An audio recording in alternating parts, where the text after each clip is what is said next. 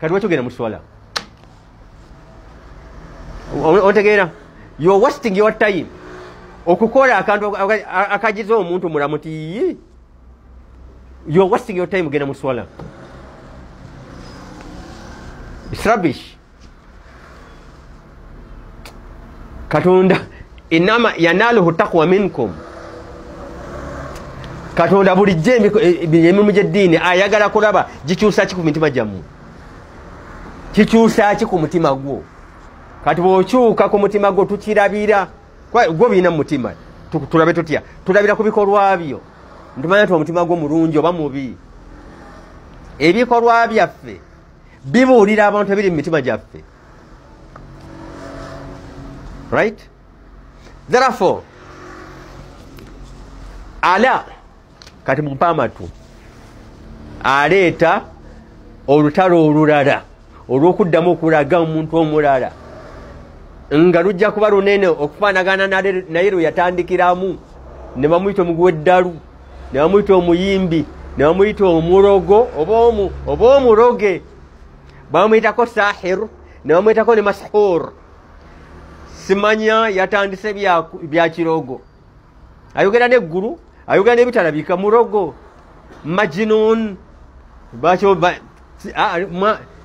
si muloge, mulogo si muloge. Muguwa ddalu ate ndowooza eddalu eryamusudde nakati eddogo eryamusudde eddalu oba yennyini mulogo. Ezo zonna baabimuvuma. Bwe bava ku ekyo ne batandika omukanyigo amayinja, naye oluvannyuma lwa time n'abeera established, n'abeerawo nga nabbi era omubaka agobererwa. Kati aleeta ono ala man kuntu mawlaahu fahaadha, kati ono n'amusikayo ne babeerako babiri nga Qur'an bwe yagamba wa ul amr minkum wa atiu rasul wa ul amr minkum, mugondere bana ababiri.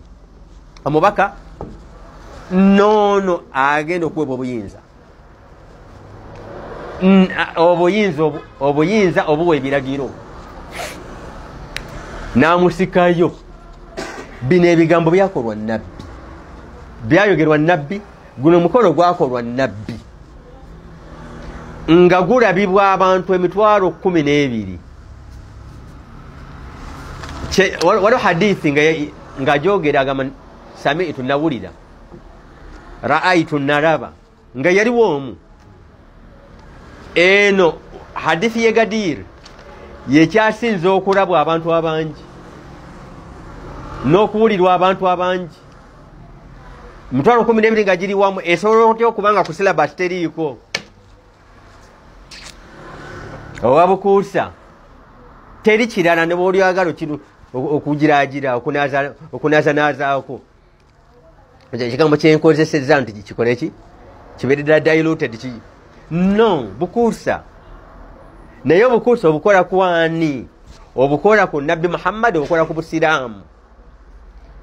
Omukolo gwe Gadiri Busiraamu bwennyini, si Busiraamu bwennyini nti katundu ku Busiraamu, gwe mutwe gw'Obusiraamu.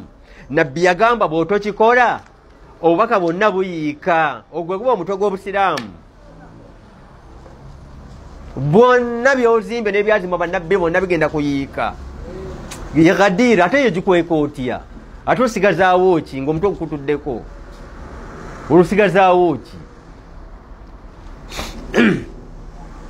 Ala man kuntu mawlaahu, buli amanyi nti nze mbadde mulagira nga nze mukama we. Fahaadha, kati ono aliyun, kati ono ali. Nabbi n'ayogera n'erinnya, teyakoma nti fahaadha kati ono. Senga yakoma ku kigambo fahaadha kati ono, aboogezi ba hadithi kati bali batugamba nti wakhtalafa nnaasu, kati abo abantu bayawukanamu bagamba nti yasonga mugundi, abo bagamba nti yasonga mugundi. Bw'ate waliwo n'omwogezi ye agamba mbu yasonga mugundi. Nabbi teyakirekera mizannyo gya kika ekyo eginajja oluvannyuma lwe. Emizannyo kuzannyira mu ddiini, emizannyo egyo ginajja bagamba yasonga mugundi oba mugundi yateekawo erinnya n'alifikisingawo. Mulimu kuteekawo mannya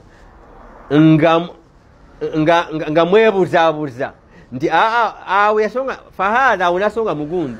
Ate omwogezi omulala yagamba yasonga mugundi.